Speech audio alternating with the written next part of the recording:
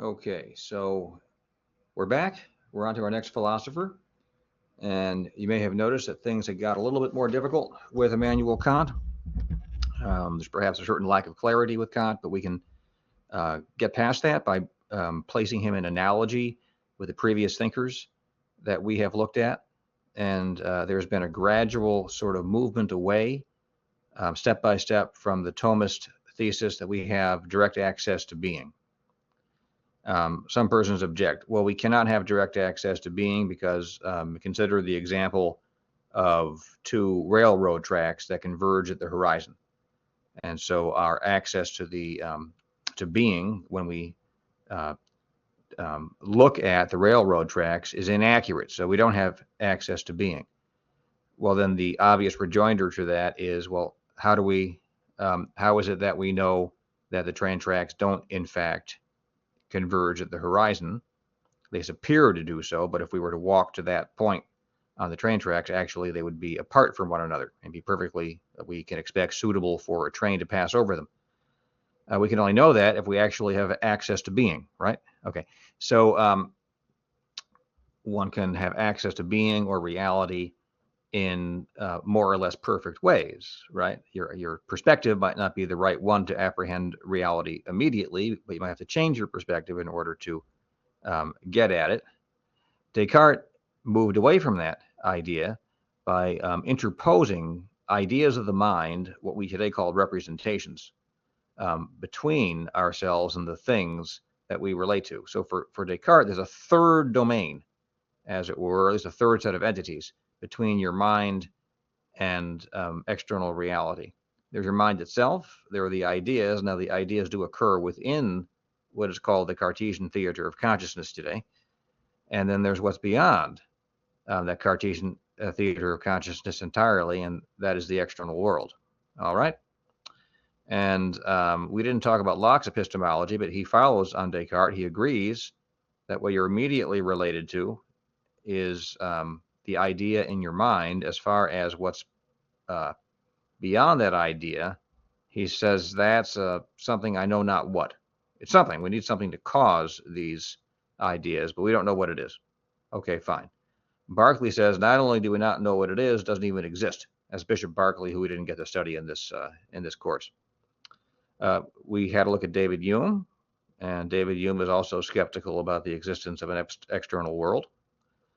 If you like, Kant takes a step back and a step forward. Kant says, yeah, we are definitely receptive to something, or affected, if you like, by something that's different from us, but it has to conform itself immediately to the framework of space and time, which is mind dependent and does not belong to reality in and of itself, or reality considered as the thing in itself, right?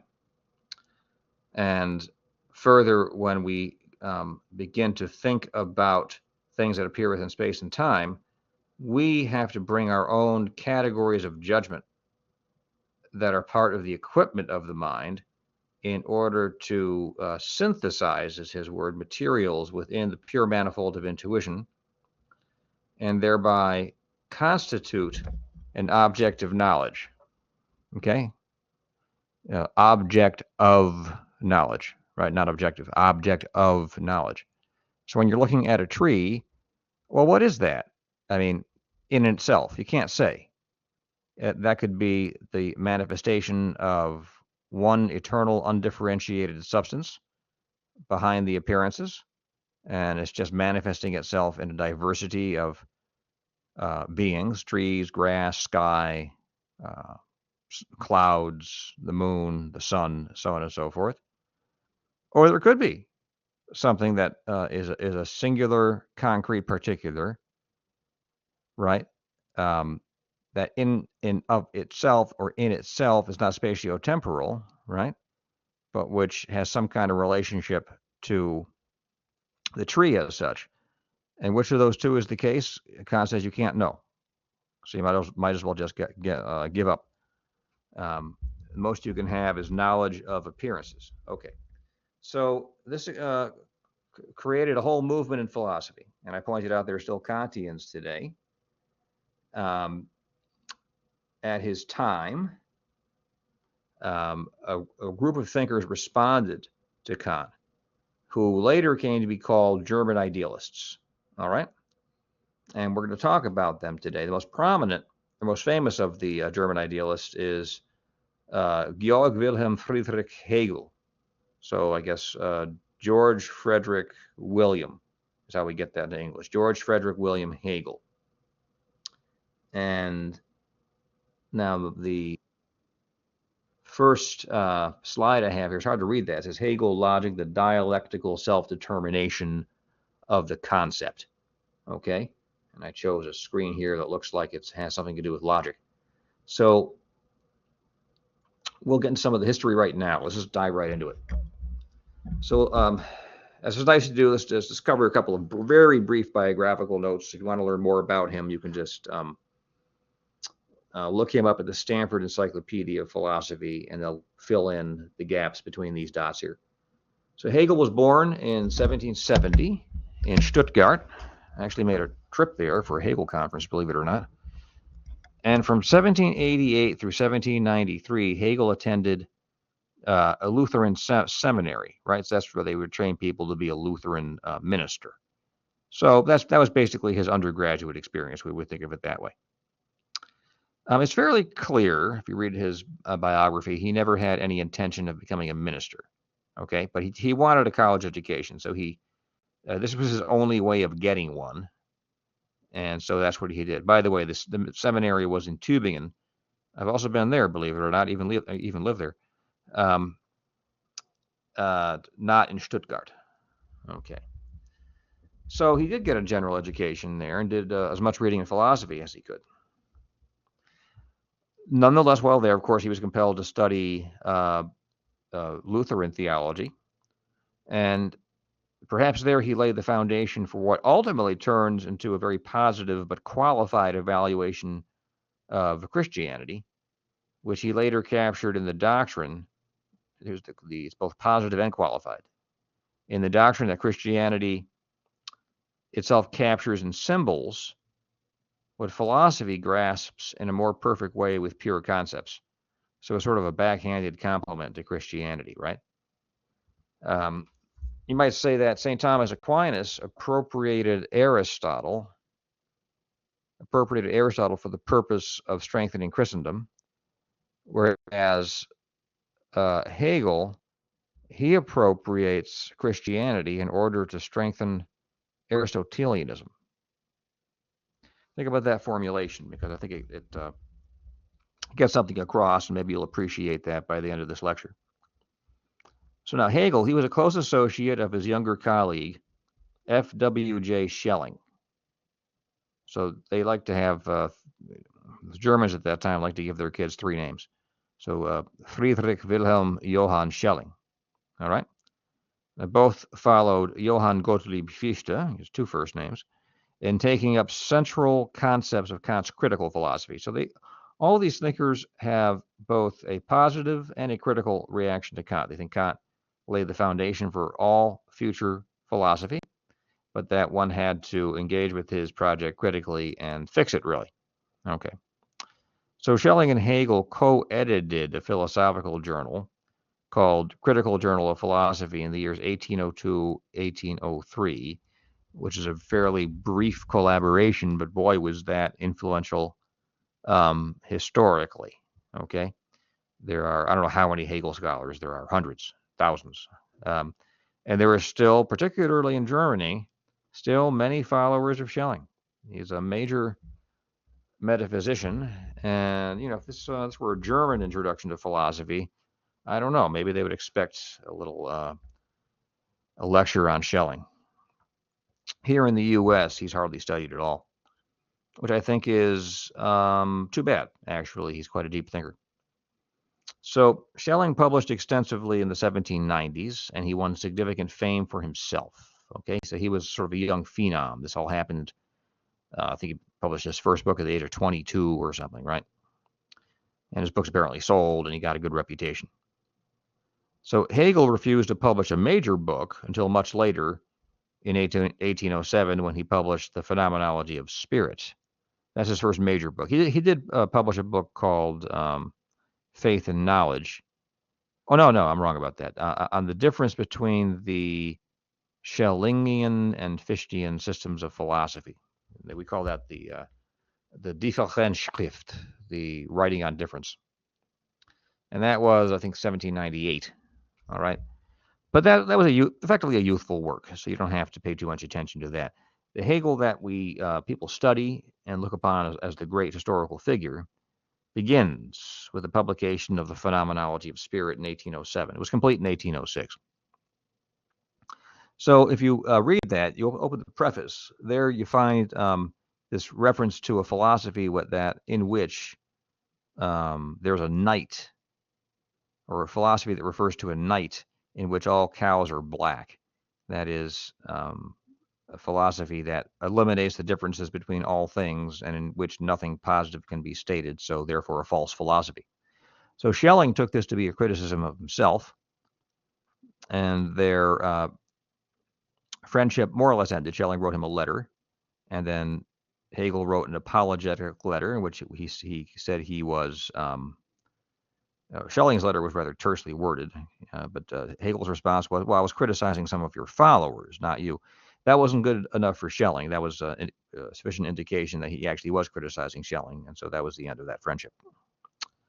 So after Hegel's death in 1831, interestingly, Schelling, who had become more religious in the meantime, dedicated himself in part to the destruction of the Hegelian system. As a matter of fact, he was deliberately appointed to Hegel's vacated chair due to death at the University of Berlin to combat the Hegelian system. The authorities thought that Hegel, who at that time was thought of as a progressive, and that's a correct evaluation. I know a lot about his political philosophy. The Hegelianism had become dangerous from their point of view. It was undermining their authority. So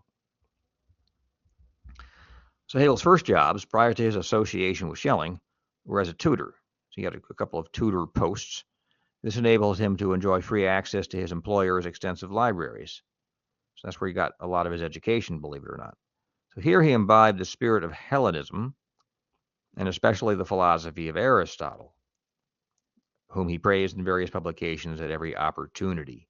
So he really kind of fancied himself as a kind of modern Aristotelian.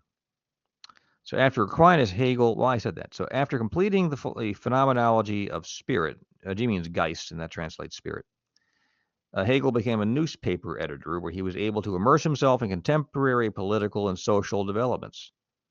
That's important. This part of his career may be inferred, led him to insights that entered into his widely studied social and political philosophy, and in particular into his concept of civil society as a global institution of business and commerce. That idea was set forth in published form in his Philosophy of Right of 1821. In his lecture notes, the first lecture cycle he gave on that was in 1818, I believe, 1818, 1819. I've read it. So I published on Hegel, by the way, so I wouldn't call myself a Hegel scholar. I'd probably have to publish like a dozen articles on Hegel to count as a Hegel scholar, but I publish on him. So from 1808, 1815, Hegel was head of a gymnasium in Heidelberg. Okay, what's a gymnasium? Basically a high school. Okay, not a gymnasium in our sense. I mean, it's not like people were doing nothing but working out in there. That's a place where you go to study, and of course they probably had an athletics class or something of that sort. So he took a position as a professor of philosophy first at Heidelberg and then at Berlin. And the Berlin professorship was the most prestigious in Germany at that time.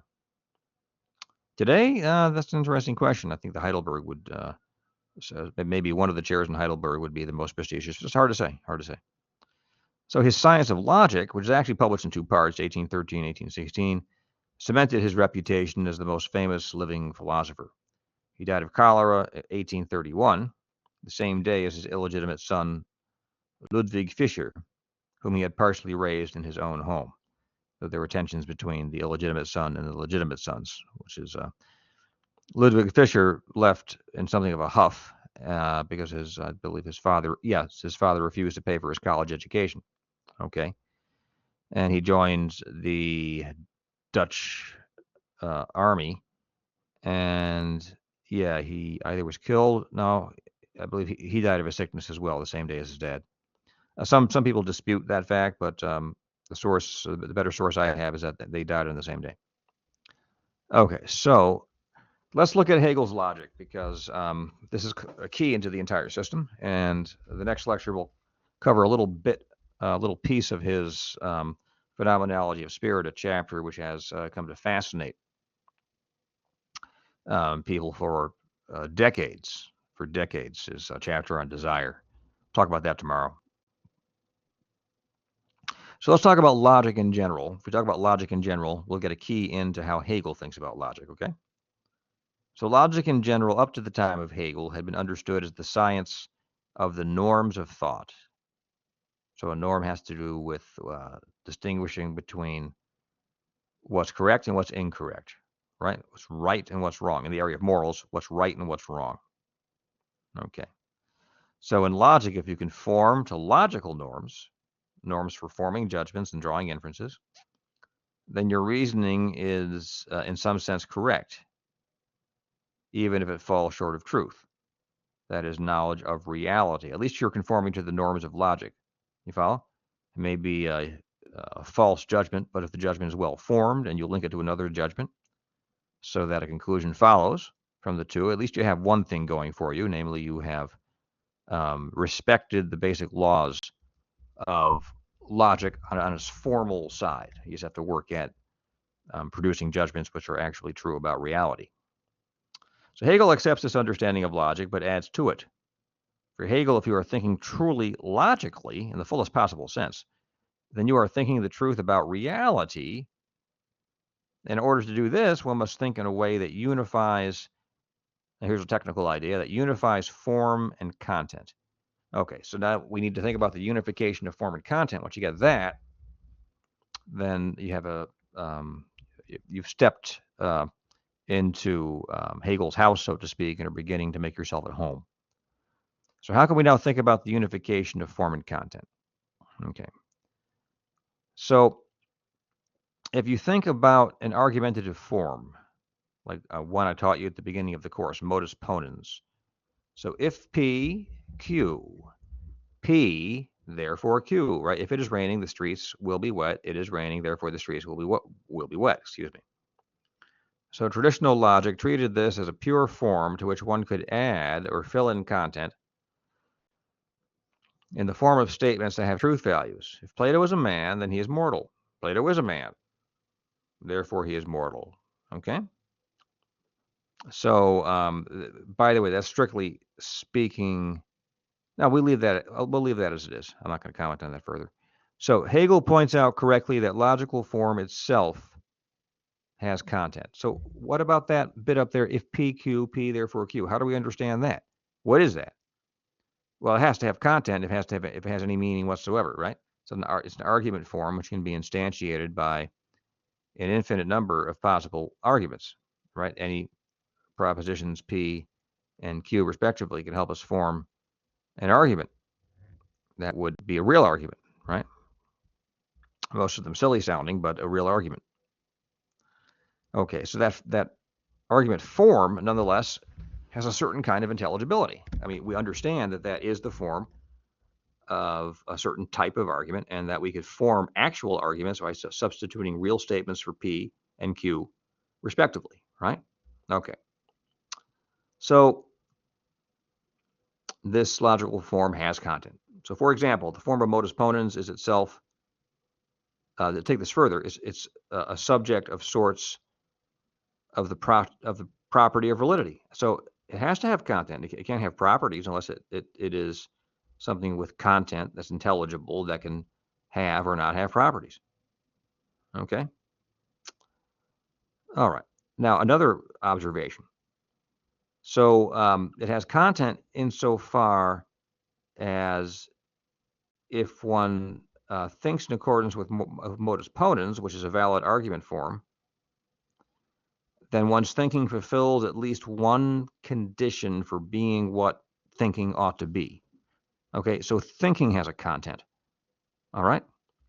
And the form of thinking involves multiple valid argument forms, but these valid argument forms have or are equivalent to a content. Each has its own content.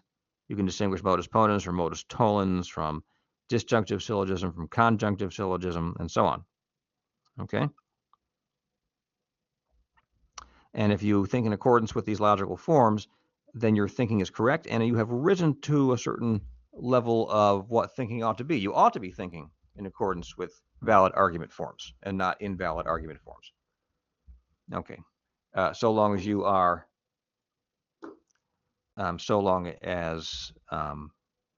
you are intending to argue deductively. Thinking in accordance with valid forms, okay, is a truer mode of thinking than that which succumbs to invalid inferences. This is true because thinking ought to conform to valid patterns of thought. Okay, that's obvious. Let's move forward here. So now, what I want to do is approach this from another point of view. And let's think about the idea of a Ponzi scheme for a moment, okay? So Hegel takes his reflections a step further. Now, I used the idea of a valid argument form in order to help us take a step towards Hegel. So that wasn't his reflection, but it's perfectly Hegelian because it's the sort of thing he would say. Actually, he does say this when he talks about syllogisms in the science of logic. One of the points he makes is these syllogistic forms have their own content, right? So that's what I just said. Okay, logical forms have their own content. So let's approach his this other aspect of his thought, new aspect of his thought, by considering what a Ponzi scheme is. Now, what's a Ponzi scheme? So that's a certain sort of investment arrangement. It requires an initial investment, right, into what is really, as far as their books, it is really and genuinely a bankrupt enterprise, right? But they produce the illusion of solvency so long as they continue to attract new investors, and they use the money from those new investors to pay dividends to the persons who made prior investments, right? The whole thing continues to go so long as they continue to attract new investors. If they at some point they can't attract new investors, the whole thing goes belly up, right? Because it's an illusion. Okay. Now, take the idea of a Ponzi scheme and apply it to scientific research programs.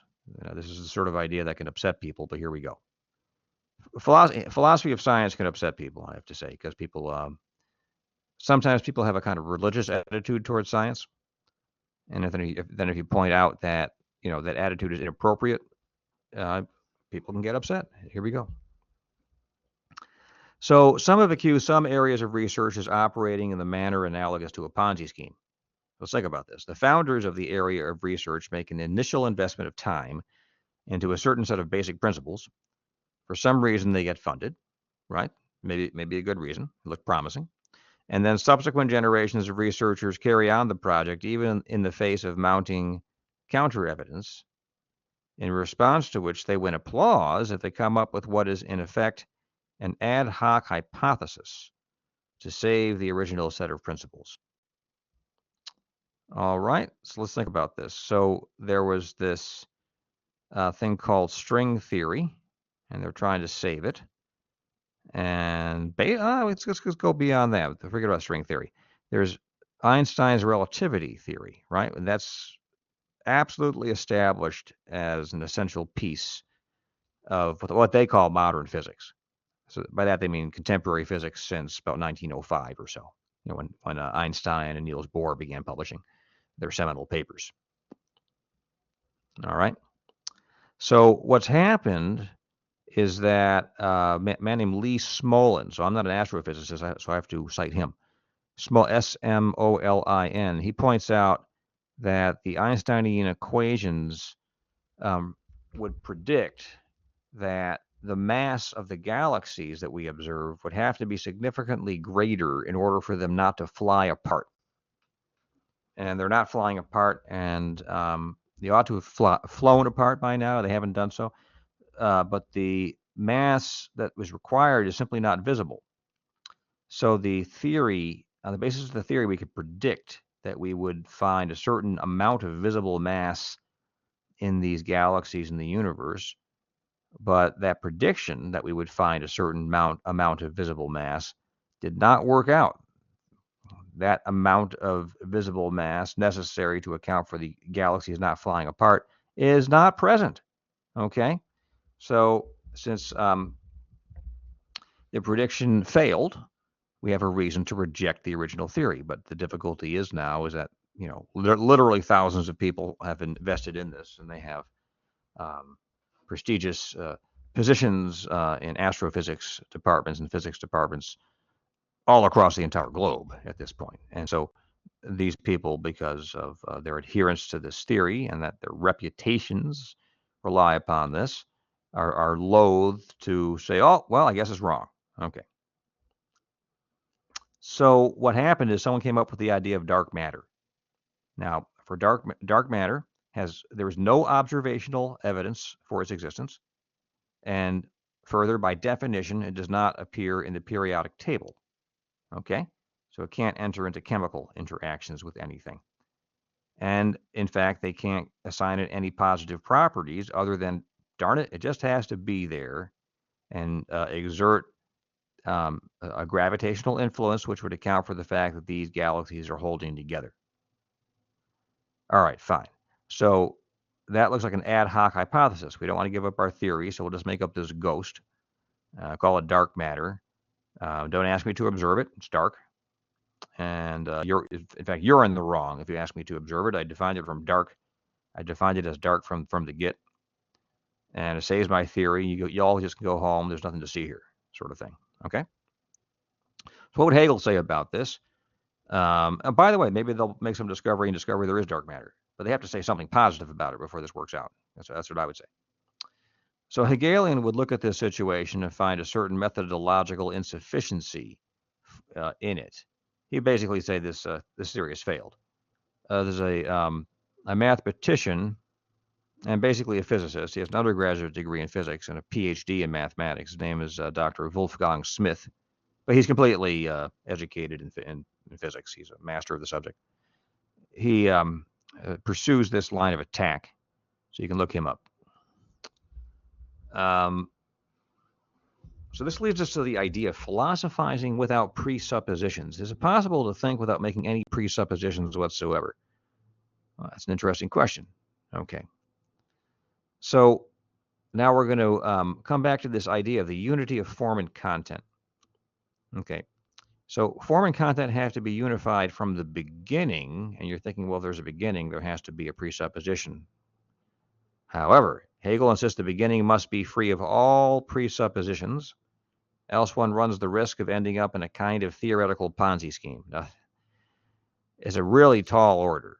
You might say, okay, you have to start somewhere, Hegel, so there's no such thing as being free of all presuppositions.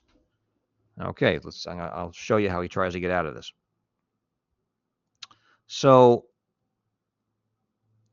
every philosophical system we've studied so far has made presuppositions, okay? And so Hegel would choose each of being one-sided, limited, confined to one particular perspective, and at worst, having funded a Ponzi scheme so people can go on investing in these various systems. You know, Platonism, Aristotelian-Thomism, Cartesianism, Lockeanism, Humanism, Kantianism, and I sent you some free PDFs on Spinoza and on Leibniz, respectively. So Spinozism and Leibnizianism. Okay. How are we to adjudicate claims between these rival systems? Okay. You know, I'll tell you how I do it. I grapple with the system and I see if it can be worked out consistently. And if I discover that the system implies contradictions or plain falsehoods, I conclude the system as it stands is false, right? Maybe you can adjust it somewhat to make it true, but as it stands, it's false. That's how I do it. But anyway. So Hegel also insists that each system nonetheless contains an element of truth. And we ought to work to preserve that element of truth in the true system of philosophy. Okay? So Hegel is critical of these one-sided systems, but also believes that we can bring them in relation to one another and integrate them. so that we can preserve what's good and true in each. All right. So now logic has to be comprehensive. So we're looking for a philosophical theory here of thinking and all thinking, and in such a way that unifies as form and content, right? So that when we think, we're thinking not merely in terms of abstract argumentative forms, though those have content too. We're also thinking in such a way that we, in thinking, are thinking through the very content of the matter of thought. I mean, these formulations are rather abstract, so I do beg your pardon if you find all of this a little bit too abstract, a little bit bewildering. Well, let's look at it from a Thomist perspective. So if we're thinking about reality and being, okay, so we want a logic from Hegel's point of view. We'd want a logic for thinking through the problem of being, and that would have to be something that unifies form and content and is comprehensive. It leads us through the entirety of ways that we can think about being. Okay? And likewise, with respect to mentality, which was more the focus of first Descartes and Hume, certainly, is more concerned with mentality than an extramental reality. If we are to have a logic which unites form and content, it eventually has to get us to something like mentality and give us a content that it helps us is actually sufficient for us to grasp essential truths about the human mind. All right, so this is still pretty abstract. I'm going to bring you through his logic pretty soon, so it'll cease to be this brutally abstract. It'll remain abstract, but not this brutally abstract. So because logic has to be comprehensive, if we're to know what we are studying when we apply logic, right, as it were, it has to unite four distinct disciplines. First, we have to have a theory of thinking of pure categories, okay, or a category theory. We're kind of familiar with that. We saw, the transcendentals in Aquinas and implicitly in Aristotle, and we very briefly went through the distinction between actuality and potentiality, and also the predicaments, or the categories, right, of substance, quality, quantity, relation, and so on. Okay, so we need a theory of those pure categories.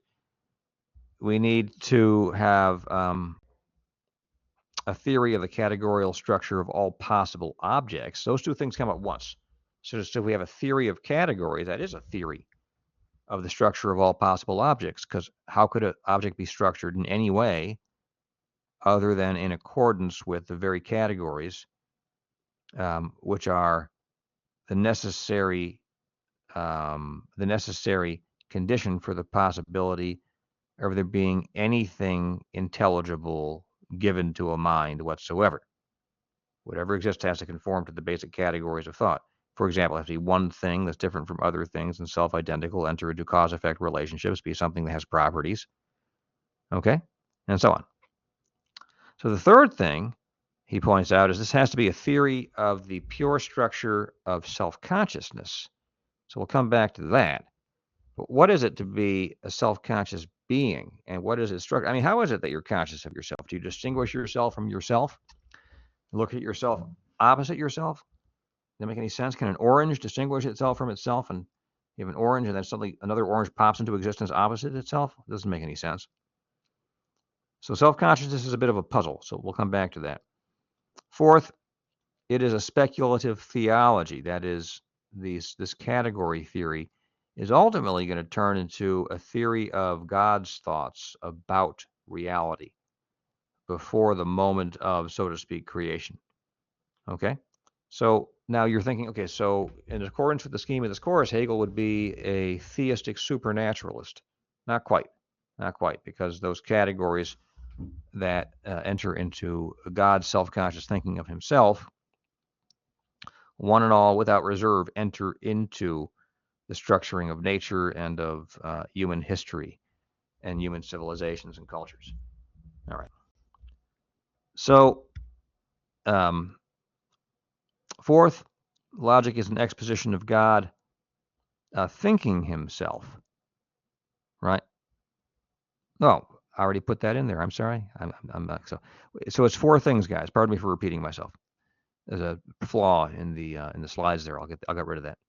So it's a theory of pure categories. It's a theory of all possible objects. So a category theory and an ontology. It's a theory of self-consciousness, and it is a theory about God. So it's a theology. So there we go. Let's talk about Hegel and Kant's original insight. So there's an insight that Kant enjoyed, which Hegel thinks is true. So he picks it up. So this is Kant's concept of self-consciousness. And Hegel interprets it in accordance with the structure, this is his phrase now, not Kant's, of the structure of a return to itself through another. The return to itself through another.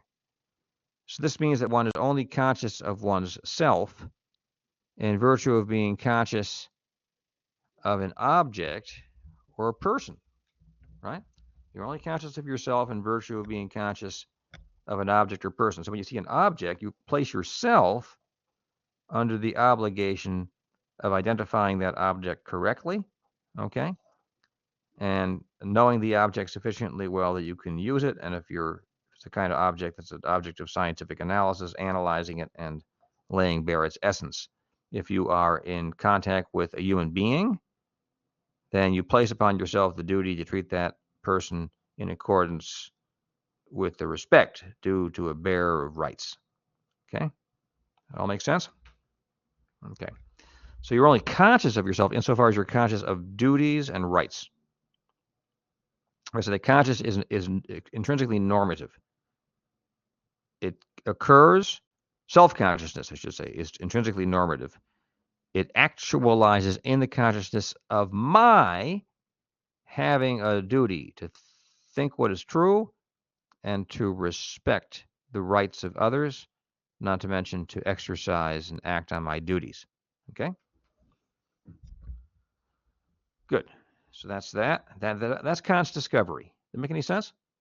There is no such thing as Cartesian. From this point of view, there is no such thing as Cartesian self-consciousness. You can't kind of look into your head and find yourself kind of walking around in there, or maybe asleep or doing something else. That's ridiculous. You can only come into a consciousness of yourself if you are in relation to something else. Okay? So that doesn't mean your self-consciousness doesn't exist. It means that your self-consciousness is based upon a real relation which actualizes an epistemic or moral duty for you. Eventually, he would say ethical duty. So one will study this idea in connection with an embodied being immersed in the system of nature. One arrives at the conclusion that self-consciousness at its inception and in its most abstract form is desire, understood as an activity through which an agent determines himself as having a right over an object that has an absolute value for him. Is what we'll talk about tomorrow. Self-consciousness becomes spirit through mutual recognition. So individual instances of desire can enter into a relationship of mutual recognition in which each regards the other as effectively an object of respect and concern. Okay?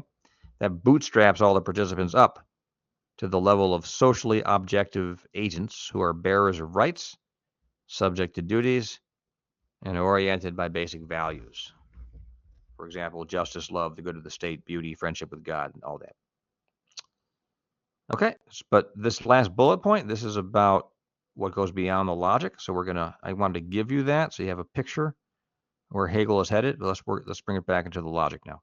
So Hegel departs from a critique of Kant. So that was the positive part, like taking that original insight, that self-consciousness relies upon a relation to something other than yourself.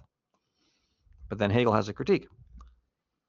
So first of all, Kantianism requires a distinction between the thing in itself and appearances, or the thing as appearing, right? This is an epistemological distinction, a distinction that concerns knowledge. We can't know the thing in itself. We can only know the thing as appearing. That's what the doctrine is for Kant. Now, this is what Hegel asks. What in the world is the thing in itself? Well, the thing considered in itself is what lies behind and determines the very possibility of appearances that could form to the a priori relational framework of space and time. Right? We got that. It's behind, and it's that which is always recedes. The greater the effort you make at grasping it, the more time you waste effectively, because you'll never do it from Kant's point of view, okay? So we have to conclude that what things are in themselves for Kant, oh, look at this, they must be the determining ground of appearances, right? Now suddenly we know something about them. We know that the things in themselves, which are supposedly unknowable, are actually causes. We know something fundamentally important about things as they are in themselves. They determine how things appear. And Hegel will later say essence must appear. So that's one way in which Hegel criticizes Kant. The idea of the thing in itself, which can't be known in any way whatsoever, doesn't make any sense, because we all maintain that the thing in itself is the cause of the appearance of the object or objects, of course, in conformity with the forms of intuition, space and time, but that doesn't change anything. So what if one denies that things in themselves have any determining relation at all with appearances? Okay. Then if the things in themselves do not play some kind of determining and limiting role and some kind of undetectable causal role with respect to how things appear, well, then they're just completely irrelevant, right? Because they're not determining anything. And so one should just forget about them, right? If they are defined as irrelevant because they don't have any determining presence or determining effect upon what presents itself to us, that is to define them as irrelevant. So if they are defined as irrelevant, then that is what they are. They are irrelevant, and they can't have any bearing on philosophy or wisdom. So you just dismiss them. Okay. So Kant cannot possibly be right about what he's trying to get at with his notion of the thing in itself. It's just an unknowable thing in itself is either an oxymoron or something that can't perform any theoretical function at all. And both alternatives are unacceptable to Kant and destroy his system. All right. So there's a second problem in Kant, at least a second problem. There are a bunch of problems. In order to maintain that one has to shift the center of normativity from the beings to the logical forms that determine how one is to perform acts of synthesis on the matter of sense, he asked, okay, so what's that shift of normativity? In Aristotle and Aquinas, the being presents itself, and you are now obligated to make true judgments about that being. And it's reality which now is the norm. It's the standard for the truth or falsity of your judgments. With Kant, that center of normativity has shifted into the mind, and you now have to make judgments in accordance with the forms of judgment which you possess in your mind, which enable you then to perform acts of synthesis, such that you end up with judgments about objects. Now, in order for that really to work, think about this. It can't be the case that the object given to you, or the thing given to you, has anything about it that can obligate you to think about it in one way as opposed to another. Otherwise, we're back with Aristotle and Thomas. So what's given to you has to be absolutely and utterly indeterminate, and then your mind will take this absolutely, utterly indeterminate given, whatever it is, and then form objects of knowledge out of it. Okay? Again, if there was something given, that structure would obligate you to take it into account and to conform one's judgments to it. Okay? So it can't be that way, so it has to be utterly indeterminate. So I call this the indeterminacy problem. Put it in bold there for you. The difficulty is if that one begins with an utterly indeterminate manifold of sense, one cannot proceed even a single step forward, right? Because it's totally indeterminate. How are you going to form an object of knowledge out of something absolutely and utterly indeterminate? Okay, so that doesn't make any sense. This is the second reason to regard Kant's system as false. I'll give you a third one for free, and it's that, I think I said it last time, that Kant says we can have knowledge of appearances. And Hegel says that's like saying we can have a wooden iron, right? Or we can swim without water. There is no such thing as knowledge of appearances as appearances, not objective knowledge. There is no such thing as objective knowledge. Objective would mean that it's binding on all persons at the same time. Because appearances are mere appearances. Knowledge is knowledge of reality by definition, right? So Hegel was not impressed with the largest part of the Kantian system, but that one thing, the return of this, the return to itself through the other, really impressed him. All right, so let's talk about Hegel's basic solution on the relation between subject and object. So Hegel's solution is to think through the relation between subject and object more forcefully. He concludes that objects themselves are categorially structured, but such wise that they only are fully actual as objects insofar as they are thought. So here's the key. It's not really that far from Aristotle and Aquinas. And again, Hegel thinks of himself as an Aristotelian, but now there's this new Kantian ingredient that he injects into this to change things a bit. So the thing itself, let's say you're looking at a tree. The tree itself is categorially structured. It's pretty obvious. It's something. It's one, has a unity. It's different from other things. It is a subject with properties or predicates. It is something that either exists or does not exist, so it's contingent. It is an actual existence at this moment. We can make certain true judgments about it, and it can what we can say about it can be entered into valid syllogisms. And it is a biological entity, and so we can understand its various parts as functionally correlated to one another. He has a whole logic of that later. It engages in biochemistry, and so you can talk about the chemical categorical structures it embodies. Hegel has a whole section on that in his logic, and so on. Okay? All right, so that object is definitely categorically structured, and it is so in itself. Okay?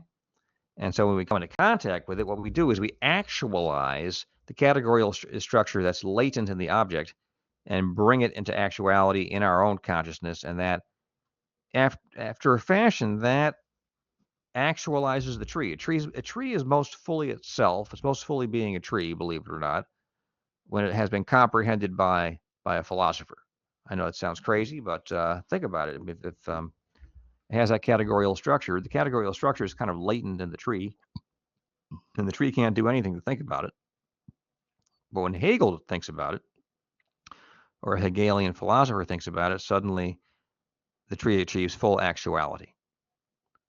Okay, so Hegel is an idealist. Things are dependent on the mind. But it's different from Berkeley. Remember, Berkeley said you can't think of anything that exists apart from thought, because if you attempt to think of something which exists apart from thought, right, then you're thinking about it, and so you're stuck.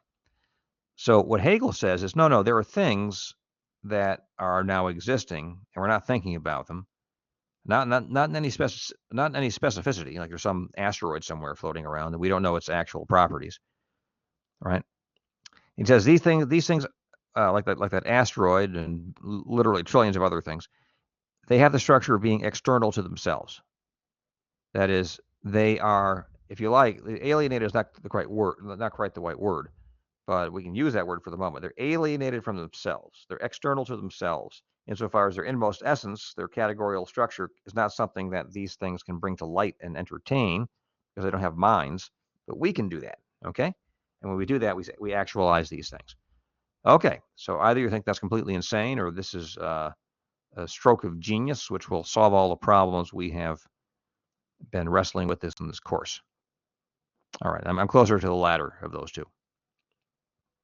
I'm still working it out, though. So Hegel now, once again, we're going to look at how he wrestles with this idea of a beginning, because we have to begin so as to avoid an intellectual Ponzi scheme. Okay. All right. And we have to begin so we can get that logic, which is a study of the norms of thought, which is a categorical theory. That's what that would be. An ontology, a theory of self-consciousness, and a theology. We want that, and we want that comprehensive doctrine. So we have to do this in the right way. And we're not going to do it the right way if we just put together another Ponzi scheme. So we have to do this without making any presuppositions at all. Okay, best of luck, right? So one has to start thinking at a moment in time. One ought not to start with an arbitrary principle or assumption. The only non-arbitrary starting point is that which is maximally abstract and with which all possible systems of knowledge have to begin. Okay, So if we're in the knowledge game at all, right? I mean, if we're presupposing anything here, it's the will to know, okay? And that itself is not a proposition. That's an act of the will. So if we're in the knowledge game at all, there's something we have to presuppose, and this is it, the thought of being as such, right? We're just going to assume there's something there to know, being as such, or if you like, reality. But he uses the word sein, which we translate with being. So that's how his logic begins. How else should it begin, right? I mean, you have to begin with, as it were, the first of all concepts, and that is the concept of being. So we saw that Aquinas began with being. So let's contrast the two. But Aquinas begins with being as given to sense perception in the form of beings. Trees and rocks, rivers and lakes, the sky, clouds, the moon. So Hegel might argue that we cannot begin with sense perception as such. As, look at this, there is no justification for the interpretation of reality towards which sense perception would orient us from the start. So here's the idea that sense perception itself is biased, right? It's a popular idea. It's you can find that in John Dewey. Our sense perception itself is biased, and there's no reason to assume that if we begin with sense perception, we're going to arrive at the true philosophy. Okay, that's a fair thing to say. We should think about it. Instead, he argues, we must begin with the concept of being. The concept of being. Okay, let's see what happens. So you can ask this question, and many people are critical of Hegel. Is this sleight of hand? How could one arrive at the concept of being unless through sense perception? I mean, so how else are we to philosophize unless we begin with sense perception? And why are you assuming that Hegel, why is Hegel assuming that we can't overcome any local sort of limitations imposed upon us by sense perception? Isn't that something to be worked out by argument? It just sounds like a expression of pessimism, that if we begin with sense perception, we're doomed. Why? Why does sense perception doom us? And then they'll say things about bent sticks and train tracks converging on the horizon and whatnot. Hegel's much deeper than that, by the way. But someone else might say that, and then we say, well, yeah, but neither of those examples works for reasons that we've stated in this course 2 or 3 times, right? Let's move on to being and nothing, big metaphysical concepts. Now, the concept of being as such as a concept contains no content at all. That is, it is maximally abstract. But Hegel argues that if we begin by defining it as that which contains every perfection to the maximal degree, that's not beginning with being. That's beginning with the richest concept possible. And that's no place to begin. Oh, by the way, Aquinas agreed with that, didn't he? He said that we shouldn't begin with the idea of being as the richest concept. We arrive at that idea. Okay. So best of be interesting when you do your final paper, maybe on a Auseinandersetzung. That's a kind of dispute between Aquinas and Hegel that could be worthwhile. And some of you are writing very impressive journals. I think you could do it. So hence, being is really equivalent to the concept of nothing. And the sequence of thoughts from being, okay, I'll back up for a second. Being is really equivalent to the concept of nothing. Why? Because it contains no content at all. So when you look at it, you see nothing. You can't say anything about it. And the sequence of thoughts from being to nothing, which is a necessary sequence, must be conceptualized. He now says, okay, here's the next step, as becoming. All right, I should have put these in bold. Okay, being, nothing, and becoming. These are the first 3 thoughts of his logic. And he believes these arise with necessity once you start with in a presuppositionless manner with being. Now, what is meant by becoming here? By becoming, he means the becoming of thought itself, each moment of which has the bare character of at least being something opposed to other. So this much enables us to see that Hegel's logic involves a series of insights into categorical relations between opposites that relate to one another on the plane of form and content at once. Okay? So, we've been talking for a bit, about an hour. We're going to put this on pause, and I'll come back and do a second one. It'll be 2 distinct videos.